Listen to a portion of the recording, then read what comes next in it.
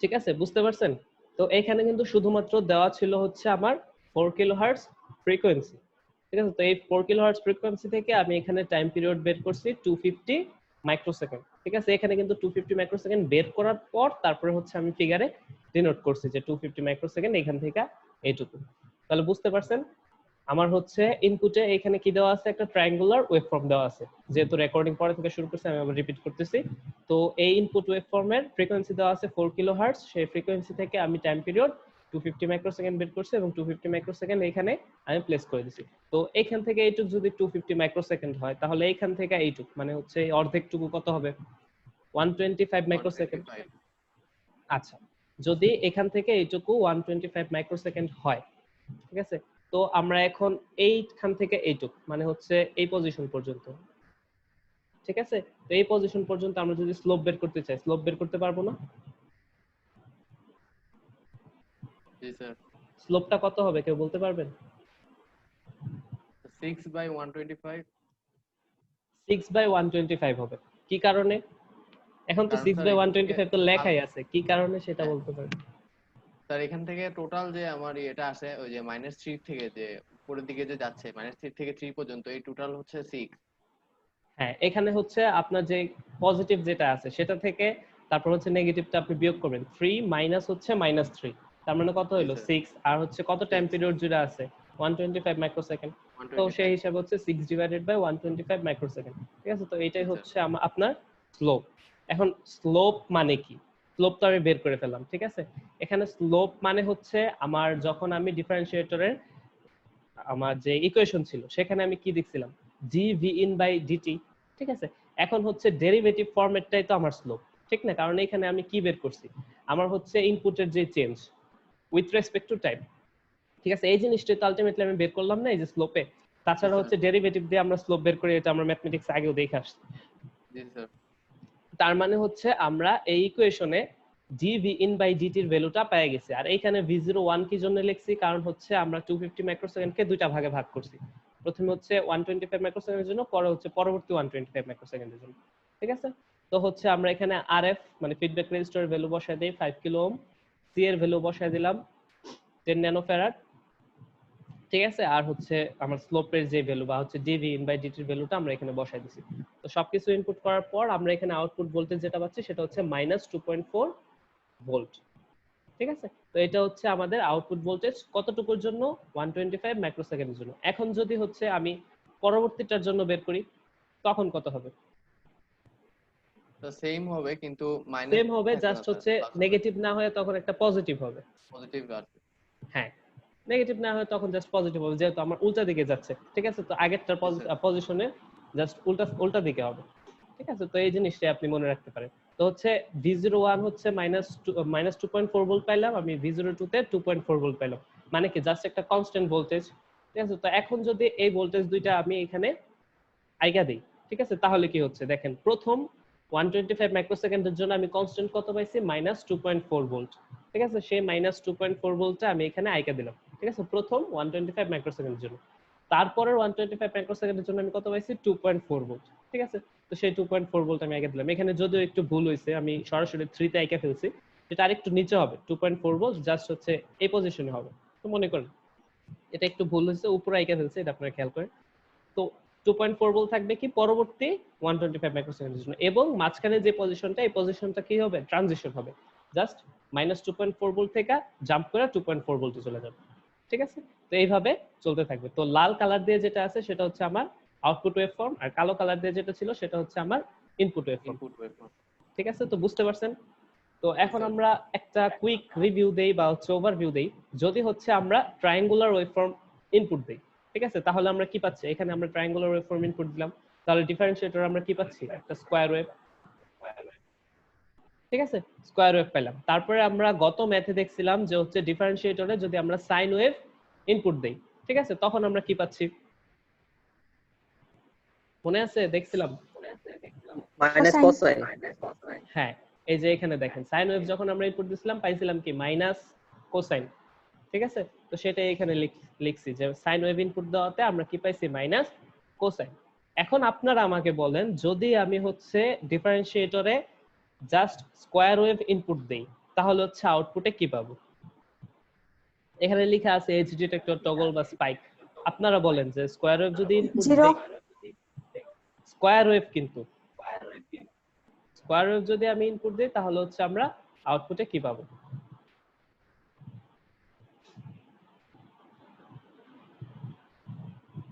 Sir triangular. না, triangular না। আপনারা একটু নরমাল সেন্সে চিন্তা করেন যে হচ্ছে আমরা যদি কোনো একটা কনস্ট্যান্ট ভোল্টেজ অ্যাপ্লাই করি, ঠিক আছে, মনে করেন জাস্ট এই একটা ওয়েভফর্ম আছে, তো আমার হচ্ছে মনে করেন যে ভি ইনপুট হিসেবে আমি কনস্ট্যান্ট ভোল্টেজ অ্যাপ্লাই করলাম, তো ডিফারেন্সিয়েটরে আমি আউটপুটে কি পাবো? জিরো। জিরো। ঠিক আছে, তো হচ্ছে স্কয়ার ওয়েভটা কি রকম? স্কয়ার ওয়েভের শেপটা কি রকম? যদি মনে করেন যে এখান থেকে শুরু হয়, এরকম না? স্যার কনস্ট্যান্ট ভ্যালুর জন্য কিছু পাওয়া যাবে না, জিরো পাওয়া যাবে। পার্টটুকুতে জিরো পাবো, এই পার্টটুকুতে জিরো পাবো, এই পার্টটুকুতেও জিরো পাবো, এই পার্টটুকুতেও জিরো পাবো, কারণ এগুলো হচ্ছে কি আমার কনস্ট্যান্ট। শুধুমাত্র হ্যাঁ, শুধুমাত্র যেই পয়েন্টে আমার হচ্ছে এই যে ট্রানজিশন হচ্ছে, ঠিক আছে, মানে হচ্ছে জিরো থেকে সরাসরি এই যে পজিটিভ একটা ভ্যালুতে চলে গেছে, অথবা হচ্ছে এই পজিটিভ ম্যাক্সিমাম থেকে নেগেটিভ ম্যাক্সিমামে একটা ট্রানজিশন হয়েছে, আবার হচ্ছে এই নেগেটিভ থেকে পজিটিভে ট্রানজিশন হয়েছে, জাস্ট এই যে যখনই এই ট্রানজিশন গুলো হবে তখনই হচ্ছে আমি আউটপুটে জাস্ট এইরকম একটা স্পাইক পাবো। ঠিক আছে, এই যে জাস্ট এরকম কিছু স্পাইক পাবো যখনই ট্রানজিশন হচ্ছে। মনে করেন যে এই জায়গায় একটা ট্রানজিশন হয়েছে, এই জায়গায় একটা স্পাইক পাচ্ছি, এই জায়গায় একটা ট্রানজিশন হয়েছে, এই জায়গায় একটা স্পাইক পাচ্ছি, এই জায়গায় একটা ট্রানজিশন হচ্ছে, এই জায়গায় একটা স্পাইক পাচ্ছি। ঠিক আছে, জাস্ট যখন ট্রানজিশন গুলো হবে তখনই হচ্ছে জাস্ট আমি এই জায়গায় একটা স্পাইক পাবো। ঠিক আছে, জাস্ট সিম্পল একটা স্পাইক। এটা যদি আপনার অসিলোস্কোপে দেখেন তখন হচ্ছে বুঝতে পারবেন, জাস্ট একটা সিম্পল এরকম স্পাইক। তো এই কারণেই আমার এখানে লেখা হয়েছে যে স্কয়ার ওয়েভ যদি আমার ইনপুট হিসেবে দেখায় তখন হচ্ছে আমি আউটপুটে যে ওয়েভফর্মটা পাই সেটা হচ্ছে এজ ডিটেক্টর, মানে হচ্ছে জাস্ট কোন এজে আমি আউটপুটটা পাচ্ছি। মানে এজ মানে কি? একটা স্কয়ার ওয়েভের শেষ মানে হচ্ছে এজের মধ্যে যে আমি একটা স্পাইক পাচ্ছি না, তো সেই কারণে এটাকে এজ ডিটেক্টর বলা হয়, বা হচ্ছে স্পাইক বলতেছি, অথবা হচ্ছে টগল, মানে জাস্ট একটা টগল দিছে একটা আপওয়ার্ডে বা ডাউনওয়ার্ডে, তো এই কারণে হচ্ছে এগুলাকে এরকম বলে। তার মানে হচ্ছে ডিফারেন্সিয়েটরে যদি আমি কোনো স্কয়ার ওয়েভ ইনপুট দেই আমি আউটপুট হিসেবে কি পাচ্ছি? মনে রাখবেন এজ ডিটেক্টর অথবা টগল সিগন্যাল অথবা হচ্ছে সিম্পল একটা স্পাইক। ক্লিয়ার? বুঝতে পারছি? জি স্যার। জি স্যার। আচ্ছা ঠিক আছে, তো যদি বুঝতে পারি তাহলে আমরা নেক্সট টপিকে আগাই। স্যার, হ্যাঁ বলেন। যদি স্যার আমরা এই ডিফারেন্সিয়েটর তারপরে ইন্ডাকেটর এটা যদি এক করে যদি আমরা আউটপুট পেতে চাই তখন স্যার কিরকম পাবো? ইন্টিগ্রেটর ডিফারেন্সিয়েটর এক করে তো আলটিমেটলি আপনি কিছু পাবেন না, মানে যে কোনো একটা কাজে এট এ টাইম আপনার যে কোনো একটা কাজে এটাকে অপারেট করাইতে হবে। দুইটা যদি একসাথে করতে চান তাহলে তো হবে না। হ্যাঁ, আপনি এরকম করতে পারেন যে প্রথমে ডিফারেন্সিয়েটর হিসেবে কাজ করাইছেন, তারপরে এটার আউটপুটকে ইন্টিগ্রেটর হিসেবে কাজ করাইছেন, তো আলটিমেটলি ইনপুট যা দিতেছেন আউটপুটে সেটা পাবেন। আর ইন্টিগ্রেশন করে সামথিং একটা পাইলেন, সেটাকে আবার ডিফারেন্সিয়েটর করলে সে আগের ফর্মে ফিরে যাবে। বুঝতে পারছেন? কিন্তু সেম সার্কিটে দুইটা অপারেশন করা যাবে না। বুঝতে পারছি। আচ্ছা, এখন আসেন কম্পারেটর। ঠিক আছে, তো কম্পারেটরের মেইন কাজটা কি? তো কম্পারেটর হচ্ছে আপনার যে ইনপুট ভোল্টেজটা থাকবে, ঠিক আছে, তো মনে করেন যে একটা ইনপুট ভোল্টেজ থাকে, আরেকটা হচ্ছে রেফারেন্স ভোল্টেজ থাকে, বা হচ্ছে আরেকটাকে আমি রেফারেন্স ভোল্টেজ হিসেবে ধরে নিই। ঠিক আছে, তো হচ্ছে আপনার যে ইনপুট ভোল্টেজটা থাকবে, ধরে নেন এখানে V1 হচ্ছে আপনার ইনপুট ভোল্টেজ এবং V2 হচ্ছে আপনার রেফারেন্স ভোল্টেজ। ঠিক আছে, তো হচ্ছে আপনি V1 ভোল্টেজটাকে রেফারেন্স ভোল্টেজের সাপেক্ষে কম্পেয়ার করবেন। মানে হচ্ছে রেফারেন্সের সাপেক্ষে V1টা কি বড় আছে নাকি V1টা ছোট আছে, এটা আপনি কম্পেয়ার করবেন। এবং এই কম্পারিজনটা আপনি কিভাবে বুঝবেন? বুঝবেন হচ্ছে আউটপুট দেখে। ঠিক আছে, তো জাস্ট একটা সিগন্যাল সেটা হচ্ছে তার রেফারেন্সের তুলনায় বড় না ছোট বা কি রকম আছে সেটা কম্পারিজন করার জন্য আমরা হচ্ছে যেই সিস্টেমটা ইউজ করি বা হচ্ছে যে সার্কিটটা ইউজ করি অপ এম্প দিয়ে, সেটার নাম হচ্ছে কম্পারেটর। ঠিক আছে, তো এটার অ্যাপ্লিকেশনটা একটু বোঝার চেষ্টা করেন। দেখেন এইখানে আমার যদি V1টা আমি বলছি যে V1টা হচ্ছে আমার ইনপুট এবং V2টা হচ্ছে আমার রেফারেন্স ভোল্টেজ। ঠিক আছে, তো V2 এর সাপেক্ষে, V2 যেহেতু রেফারেন্স, V2 এর সাপেক্ষে আমি হিসাব করব কি V1টা V2 এর চেয়ে বড় নাকি V1টা V2 এর চেয়ে ছোট, এরকম। তো এখানে যদি আমি VD মানে হচ্ছে ভোল্টেজ ডিফারেন্সটা হিসাব করি তখন সেটা কি হবে? V1 V2। ঠিক আছে, আচ্ছা, এখন দেখেন আমার এইখানে আউটপুটটা আমি কিরকম পাই। এখন যদি আমার ভোল্টেজ ডিফারেন্স যেটা আছে এটা যদি পজিটিভ হয়, ঠিক আছে, তখন হচ্ছে আমার যে ভি আউটপুট যেটা আছে সেটা হচ্ছে ম্যাক্সিমাম পজিটিভে চলে যায়, ঠিক আছে, ম্যাক্সিমাম পজিটিভ একটা ভোল্টেজ পাই। এবং হচ্ছে ভি ডিফারেন্স যেটা মানে ডিফারেন্সিয়াল ভোল্টেজ যেটা, এটা যদি নেগেটিভ হয় তখন হচ্ছে আউটপুটটা ম্যাক্সিমাম নেগেটিভ হয়ে যায়। এখন এটা কেন, ঠিক আছে, এখন আপনি চিন্তা করেন আমি যে এখানে কনফিগারেশনটা আঁকছি এটা কোন কনফিগারেশনে আছে? ওপেন লুপ কনফিগারেশনে আছে, ঠিক আছে, কোনো ফিডব্যাক পাথ কিন্তু আমি ইউজ করিনি। সুতরাং এখানে যদি সিম্পল একটা ইনপুট মনে করেন যে 0.1 ভোল্ট অথবা হচ্ছে মিলি ভোল্ট রেঞ্জে যদি কোনো একটা ইনপুট দেই, সেটা আমার আউটপুটে অনেক বড় একটা ভোল্টেজ শো করবে না? জি স্যার। কারণ হচ্ছে আমার ওপেন লুপ ভোল্টেজ গেইন কত আমরা জানি 10 টু দি পাওয়ার 5 বা হচ্ছে তার চাইতেও বেশি, 5। ঠিক আছে। তো এইখানে যদি জাস্ট সিম্পল আমি একটা খুবই মিলি ভোল্ট রেঞ্জের একটা ভোল্টেজ দেই অ্যাপ্লাই করি, আমি সেখানে আউটপুটে কি পাবো? মোটামুটি বড় রেঞ্জের একটা আউটপুট পাবো, ভোল্ট রেঞ্জের একটা আউটপুট পাবো। এবং আমরা জানি কি অপ এম্পের হচ্ছে বেশি বড় ভোল্টেজ নিয়ে কাজ করতে পারে না, ঠিক আছে, সে মানে হচ্ছে যেহেতু স্মল লোড, ঠিক আছে, তো মোটামুটি একটা লেভেলের পর্যন্ত যেয়ে সে আউটপুটটা কি করে স্যাচুরেশনে চলে যায়, ঠিক আছে। তো দেখা যায় যে আমি ইচ্ছামতো চাইলেই ভোল্টেজ আউটপুট নিতে পারবো না, একটা স্যাচুরেশন লেভেলে চলে যায়। তো দেখা গেছে যে যে কোনো একটা খুবই কম, এখানে হচ্ছে ভোল্টেজ ডিফারেন্সটা যদি খুবই কমও থাকে, পজিটিভ ভোল্টেজ তো মানে যখন আমরা পজিটিভ তো জাস্ট কেসের ক্ষেত্রে কনসিডার করতেছি, মনে করেন যে ভিডিটা যদি খুব কমও থাকে তখনও হচ্ছে দেখা যায় আউটপুটটা আমার কি স্যাচুরেশনে চলে যায়, মানে হচ্ছে ম্যাক্সিমাম পজিটিভ ভ্যালুতে চলে যায়, মানে এরপর আর পজিটিভ মানে এর থেকে বেশি আর হইতে পারে না, মানে মোটামুটি স্যাচুরেটেড লেভেলে, ঠিক আছে। এবং নেগেটিভ ভোল্টেজ যদি খুব ছোট একটা ভোল্টেজ আসে সেটা আমার কি করে মানে ম্যাক্সিমাম নেগেটিভ পয়েন্টে সে নিয়ে যায়, ঠিক আছে, যেটাকে আমরা স্যাচুরেশন বলতেছি, ঠিক আছে। আচ্ছা, এখন দেখেন এখানে হচ্ছে আমি বায়াসিং করছি, ঠিক আছে, এই জায়গায় বায়াসিং হচ্ছে +15 ভোল্ট -15 ভোল্ট, তাহলে বুঝতে পারতেছেন আউটপুটটা আমার 15 ভোল্টের আশেপাশেই থাকবে, ঠিক আছে, এর থেকে বেশি হবে না। তো এখন দেখেন আমি যে এর আগে একটা ম্যাথ করছিলাম, ঠিক আছে, সেই ম্যাথের মধ্যে যখন স্যাচুরেশন বা হচ্ছে ভি স্যাচুরেটেড করছিলাম তখন হচ্ছে 2 ভোল্ট বিয়োগ করছিলাম বা হচ্ছে মাইনাসের সাথে 2 ভোল্ট যোগ করছিলাম, ঠিক আছে। তো এইখানেও সেই কাজটা করা লাগবে।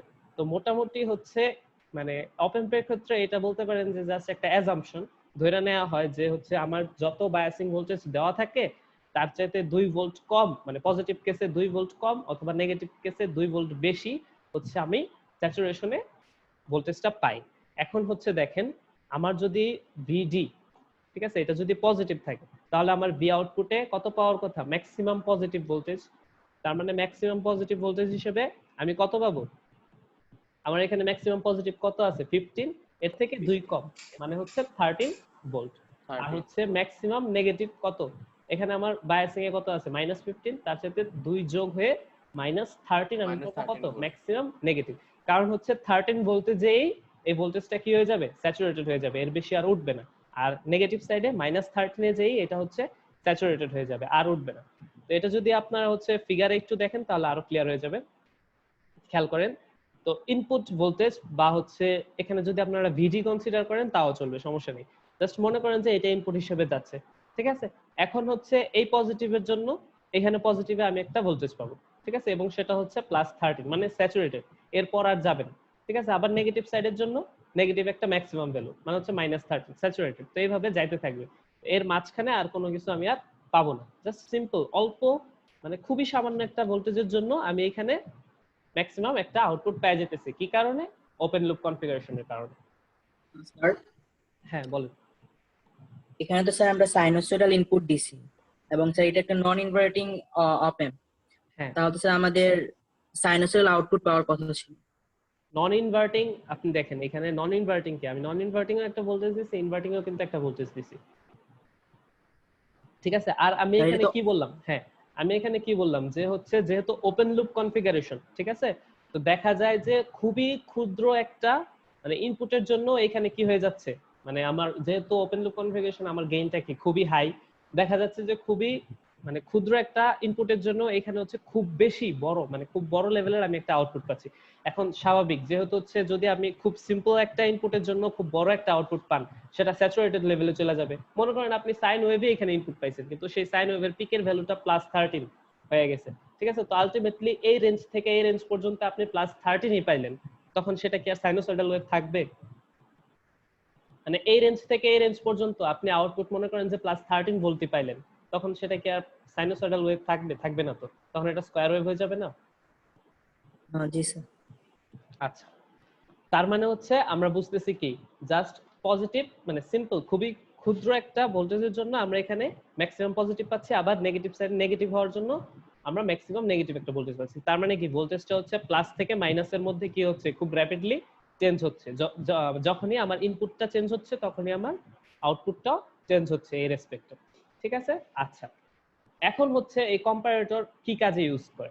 মেইনলি হচ্ছে কম্পারেটর বিভিন্ন ফাংশনে ইউজ করা হয়। তো তিনটা এটার মেইন বেসিক ফাংশন আছে।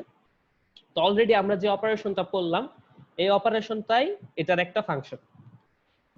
এটার কাজটা হচ্ছে দেখেন, প্রথমেই হচ্ছে স্কয়ার ওয়েভ জেনারেটর। ঠিক আছে? এটাকে আমরা স্কয়ার ওয়েভ জেনারেটর হিসেবে ইউজ করতে পারি। এখন দেখেন কিভাবে। ঠিক আছে?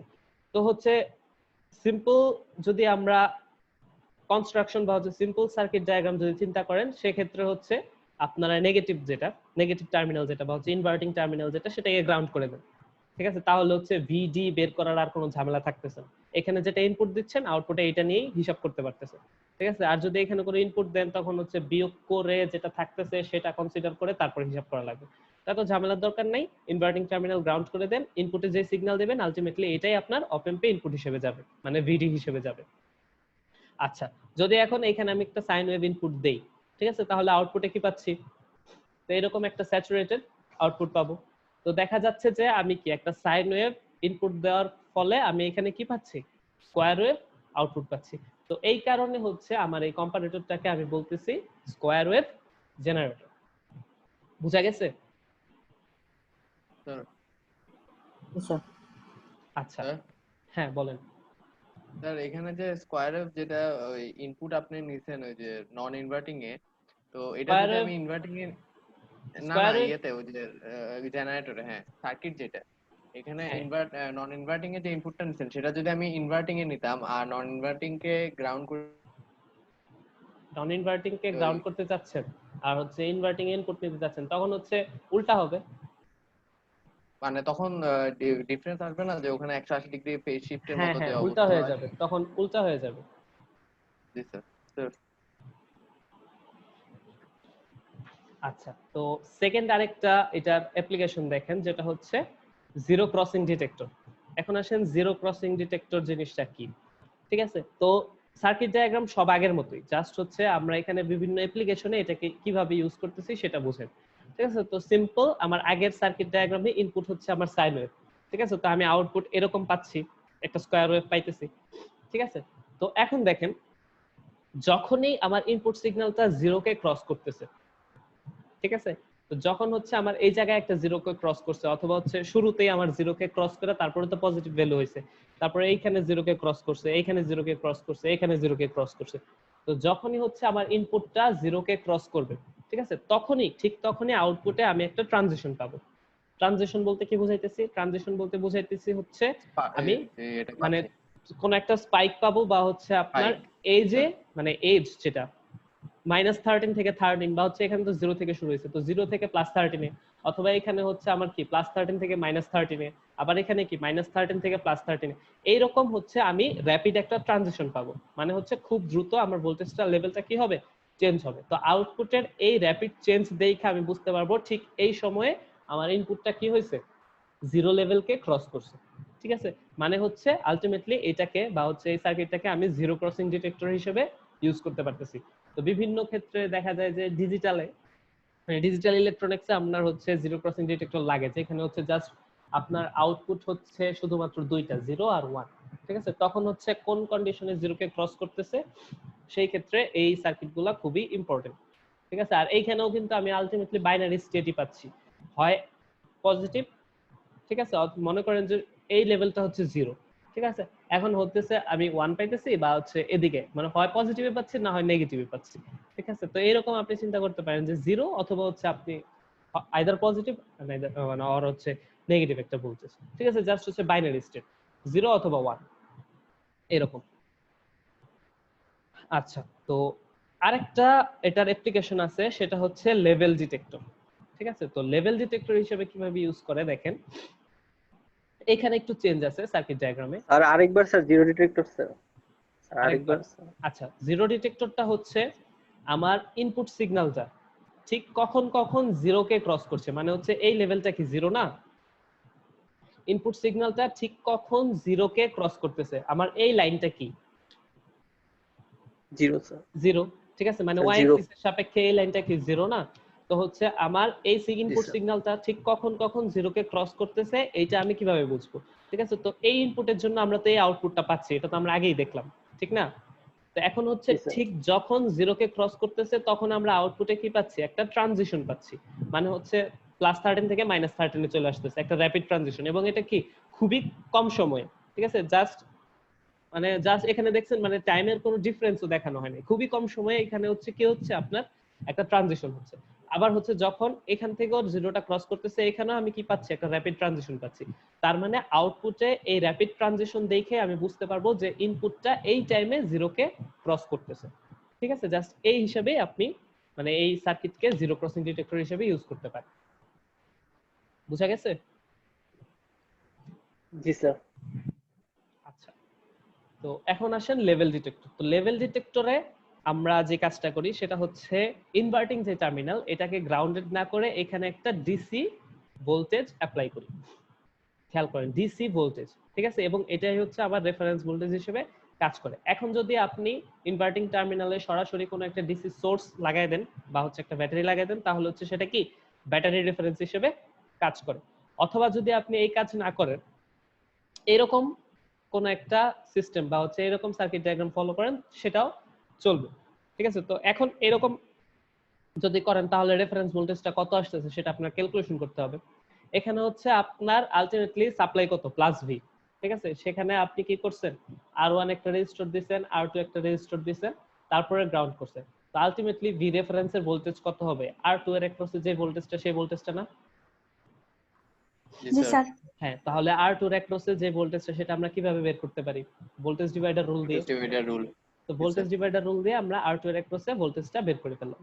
ঠিক আছে, তো আপনি যে কোনো একভাবে করলেই পারেন। ঠিক আছে, সরাসরি এখানে ব্যাটারি ইউজ করতে পারেন, অথবা হচ্ছে কোনো একটা সোর্স এখানে সাপ্লাই দিয়ে রেজিস্টারের মাধ্যমে ভোল্টেজ ডিভাইডার ইউজ করে তারপরে এখানে রেফারেন্স ভোল্টেজটা হিসাব করতে পারেন।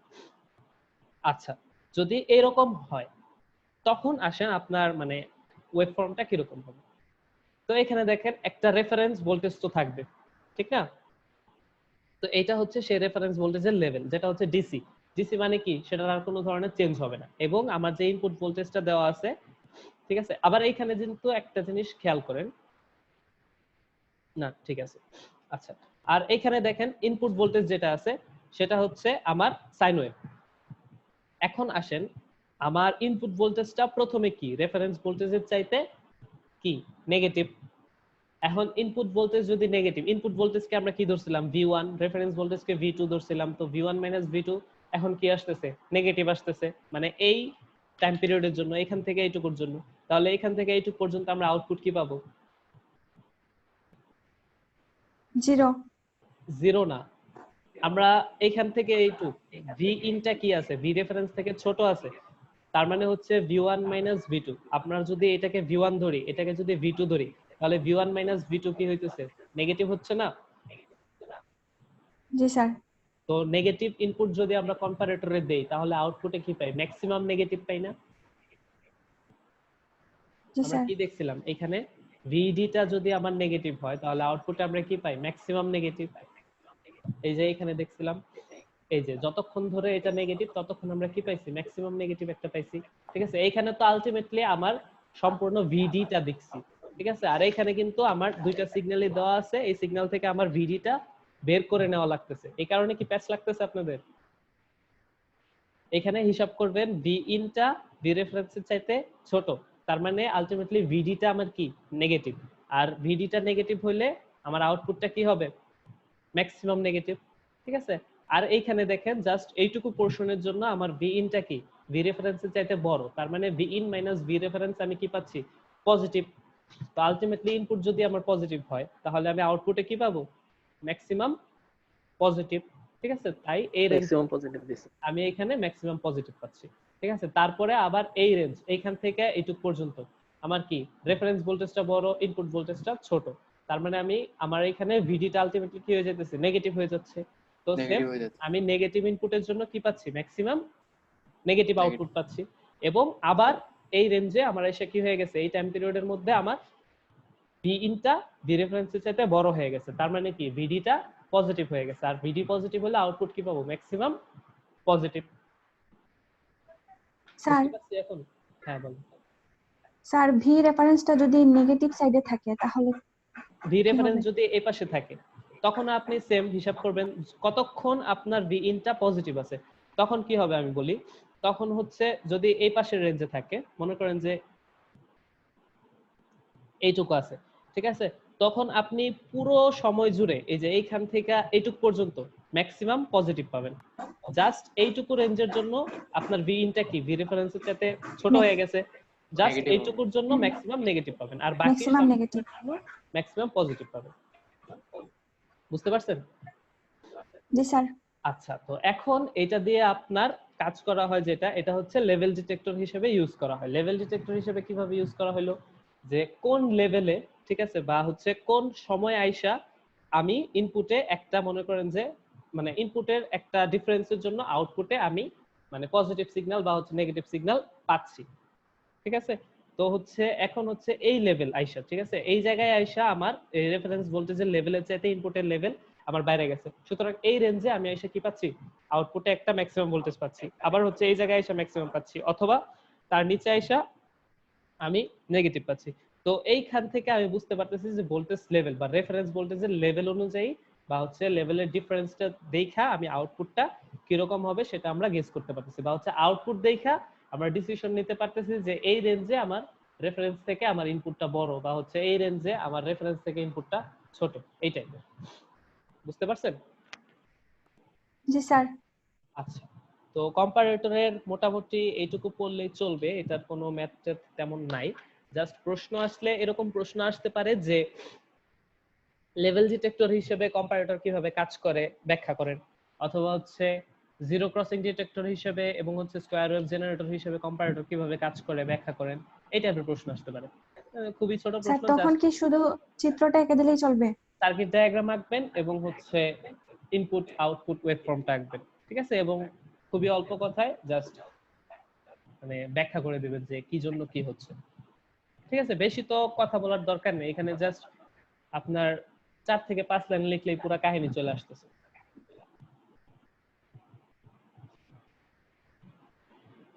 বুঝতে পারছেন? কোনো সমস্যা আছে? না স্যার। আচ্ছা, তো যদি সমস্যা না থাকে আপনাদের মোটামুটি সিলেবাস অর্ধেকের মতো শেষ। ঠিক আছে, তো আগামীকালকে আর পরশুদিন আপনাদের মানে একটা ব্রেক, ঠিক আছে, আগামীকালকে আর পরশুদিন ক্লাস নিব না। ঠিক আছে, তো আগামীকাল কি বার, সোমবার, সোম মঙ্গল ক্লাস হবে না, বুধবার আবার ক্লাস হবে। ঠিক আছে, আমি পোস্ট দিয়ে দিব এমনিতে, তারপরেও জানাই রাখলাম যে বুধবার নেক্সট ক্লাস হবে। ঠিক আছে, তো আজকে ক্লাস মোটামুটি এই পর্যন্তই, যদি না আপনাদের আর কোনো কিছু জানার থাকে। স্যার নেক্সটে কি পড়াবেন স্যার? নেক্সটে খুব সম্ভবত অ্যামপ্লিফায়ারের আরো কিছু টপিক বাকি আছে, মোটামুটি আপনার ইনস্ট্রুমেন্টেশন অ্যামপ্লিফায়ার বাকি আছে, লগারিদমিক অ্যামপ্লিফায়ার বাকি আছে, প্রিসিশন অ্যামপ্লিফায়ার বাকি আছে, ওগুলাই করব। পাওয়ার অ্যামপ্লিফায়ার আরো পরে, পাওয়ার অ্যামপ্লিফায়ার মানে আগে এই বেসিক অ্যামপ্লিফায়ার সবগুলো শেষ করে তারপরে পাওয়ার অ্যামপ্লিফায়ারে যাব। ঠিক আছে, তো ওগুলা একটু দেখে আসতে পারেন। জি স্যার। আচ্ছা, ঠিক আছে, ধন্যবাদ। আচ্ছা, নমস্কার। নমস্কার স্যার। আদাব স্যার।